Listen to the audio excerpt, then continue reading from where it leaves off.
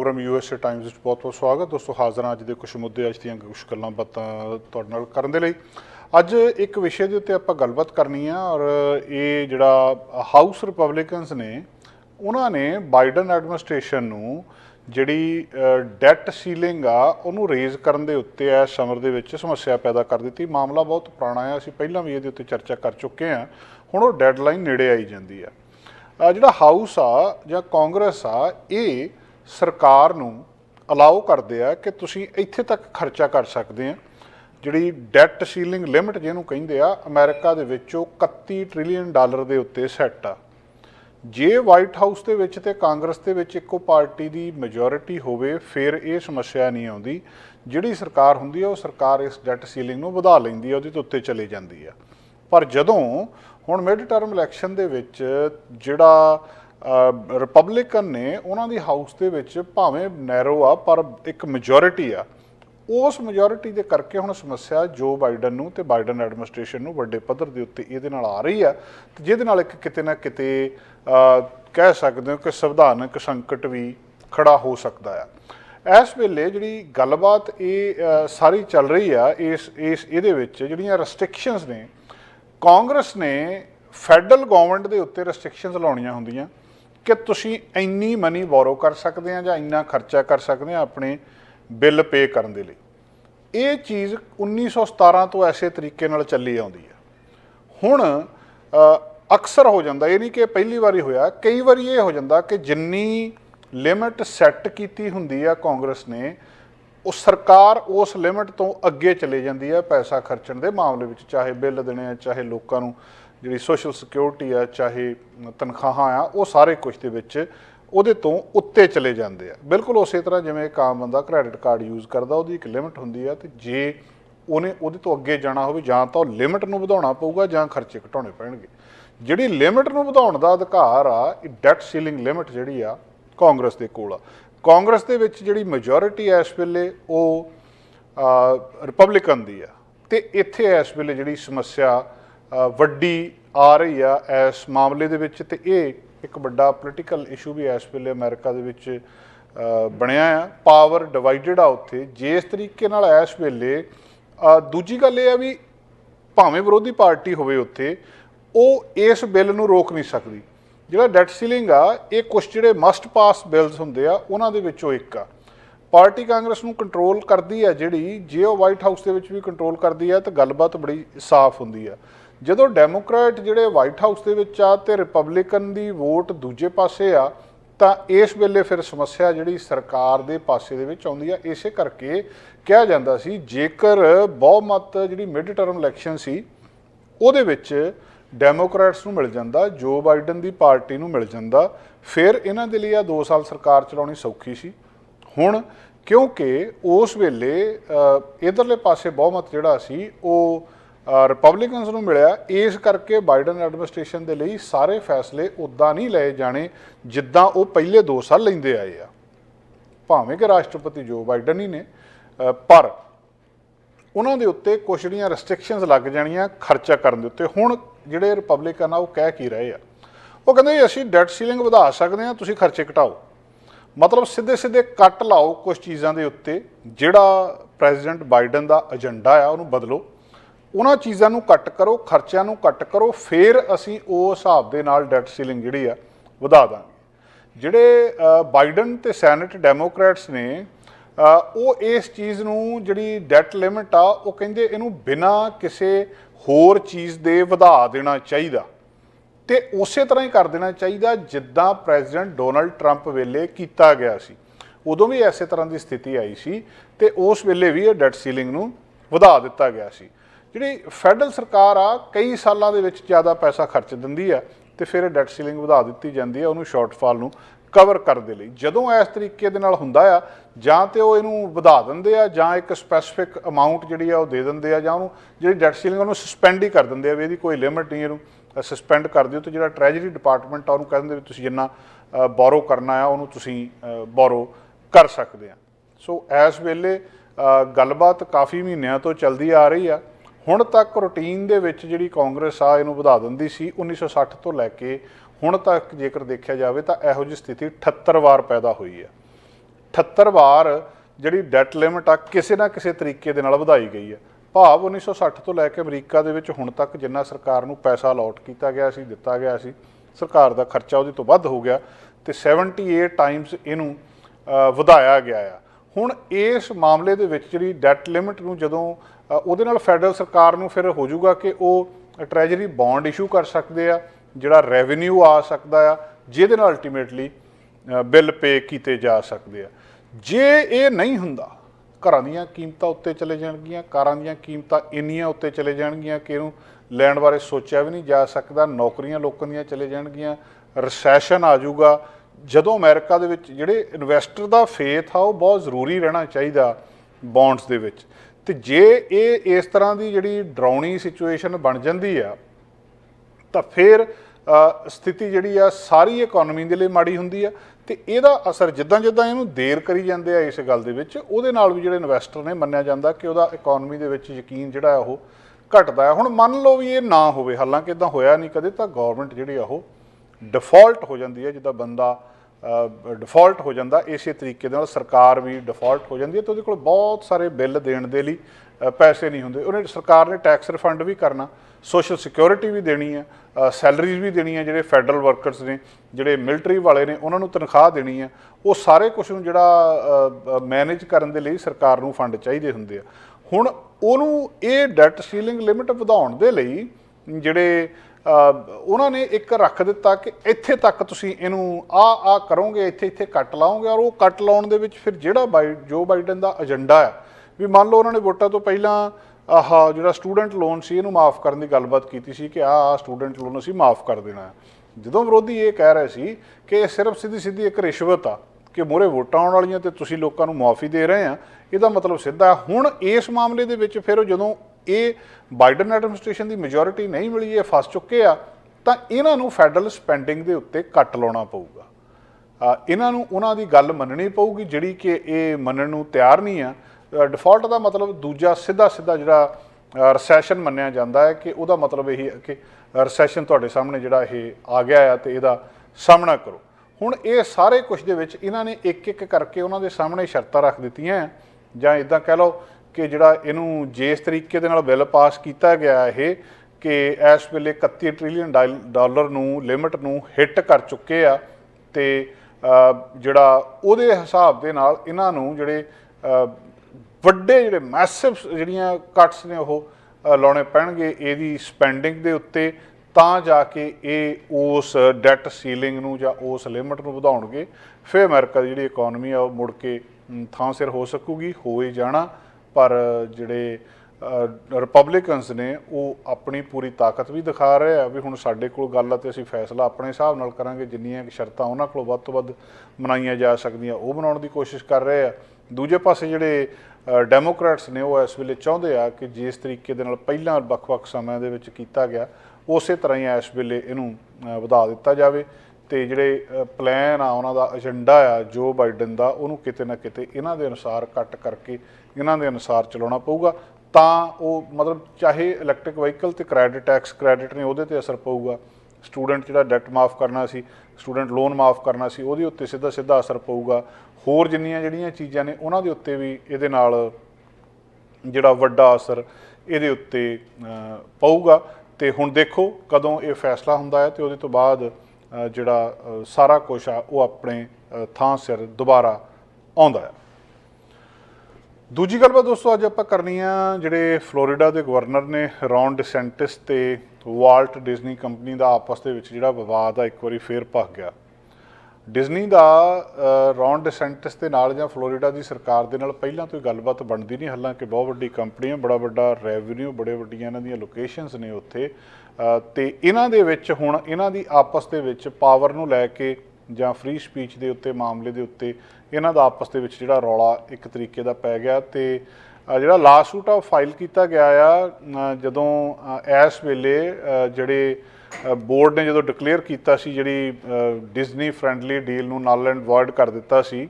ਹੁਣ ਜਿਹੜਾ ਇਹ ਸਾਰੇ ਕੁਛ ਦੇ ਵਿੱਚ ਵੱਡਾ ਇੱਕ ਜਿਹੜਾ ਕਾਰਪੋਰੇਟ ਜਾਇੰਟ ਕਿਹਾ ਜਾ ਸਕਦਾ ਆ, ਇਹਨਾਂ ਨੇ ਜਿਹੜੀ ਰੌਨ ਡਿਸੈਂਟਿਸ ਦੇ ਐਜੂਕੇਸ਼ਨ ਬਿੱਲ ਕ੍ਰਿਟਿਕਸ ਆ ਉਸ ਮਾਮਲੇ ਦੇ ਉੱਤੇ ਵੀ ਇਹਨਾਂ ਦੀ ਆਲੋਚਨਾ ਕੀਤੀ ਆ ਤੇ ਹੁਣ ਜਿਹੜੀ ਫਾਈਟ ਆ ਰੌਨ ਡਿਸੈਂਟਿਸ ਤੇ ਜਿਹੜੀ ਮਤਲਬ ਇੱਕ ਤਰੀਕੇ ਦੇ ਨਾਲ ਵੱਡੀ ਇਹ ਕੰਪਨੀ ਅਮਰੀਕਨ ਚਾਈਲਡਹੁੱਡ ਦਾ ਇੱਕ ਹਾਲਮਾਰਕ, ਤੇ ਇਹਦਾ ਦੋਵਾਂ ਦੇ ਵਿੱਚ ਆਪਸ ਦੇ ਵਿੱਚ ਜਿਹੜਾ ਰੌਲਾ ਆ ਉਹ ਨਵੀਂ ਗੱਲਬਾਤ ਦੇ ਵਿੱਚ ਪਹੁੰਚ ਗਿਆ ਆ।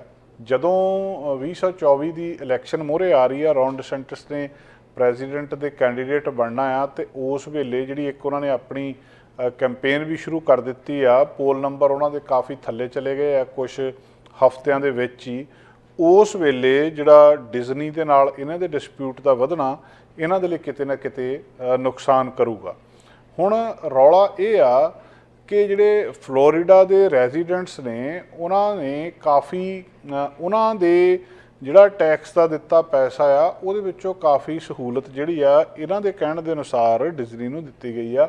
ਡਿਜ਼ਨੀ ਦਾ ਇਤਰਾਜ਼ ਇਹ ਆ ਕਿ ਸਾਡੇ ਨਾਲ ਉਸ ਕਿਸਮ ਦਾ ਵਿਹਾਰ ਨਹੀਂ ਕੀਤਾ ਜਾ ਰਿਹਾ ਜਿਸ ਕਿਸਮ ਦਾ ਅਸੀਂ ਡਿਜ਼ਰਵ ਕਰਦੇ ਹਾਂ ਜਾਂ ਜਿਹੜੀਆਂ ਸਹੂਲਤਾਂ ਸਾਨੂੰ ਇੱਥੇ ਚਾਹੀਦੀਆਂ ਨੇ।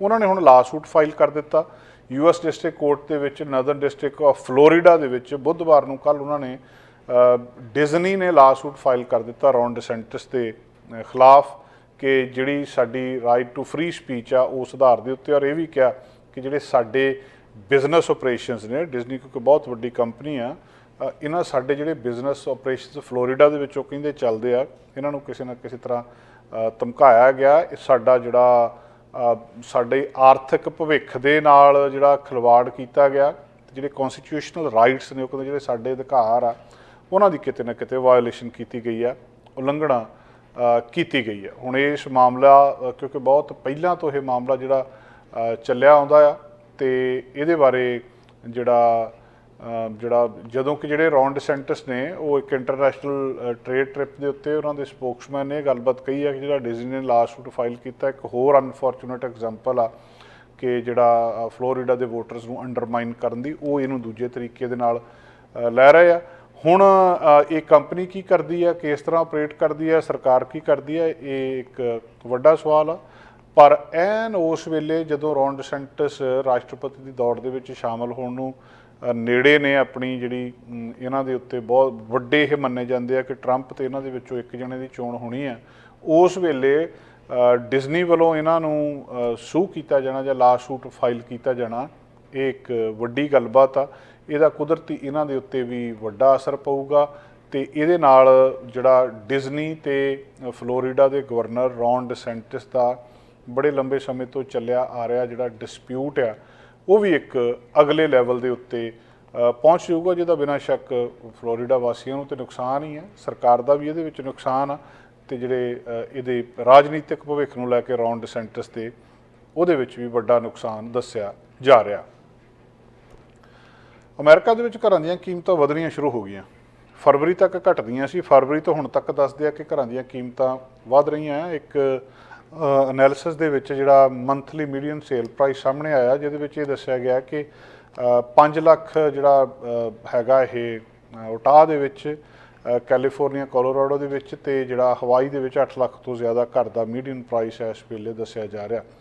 ਸਟੂਡੀਓ ਸਿਟੀ ਰੀਅਲਟਰ ਇੱਕ ਉਹਨਾਂ ਨੇ ਸਟੱਡੀ ਕੰਡਕਟ ਕੀਤੀ ਹੈ, ਜਿਹਦੇ ਵਿੱਚ ਉਹਨਾਂ ਨੇ ਦੱਸਿਆ ਕਿ ਜਿਹੜੀ ਹਵਾਈ ਆ ਉਹ ਬਹੁਤ ਮਹਿੰਗਾ ਹੋ ਗਿਆ ਇਸ ਸਮੇਂ ਜਿਹੜੇ ਹੋਮ ਬਾਇਰਸ ਆ ਉਹਨਾਂ ਦੇ ਲਈ ਅਮਰੀਕਾ ਦੇ ਵਿੱਚ, ਤੇ ਦੂਜੇ ਪਾਸੇ ਜਿਹੜੇ ਘਰਾਂ ਦੀ ਕੀਮਤ ਆ ਕੁਝ ਥਾਵਾਂ ਦੇ ਉੱਤੇ ਉਹ ਅਫੋਰਡੇਬਲ ਦੱਸੀ ਜਾ ਰਹੀ ਹੈ।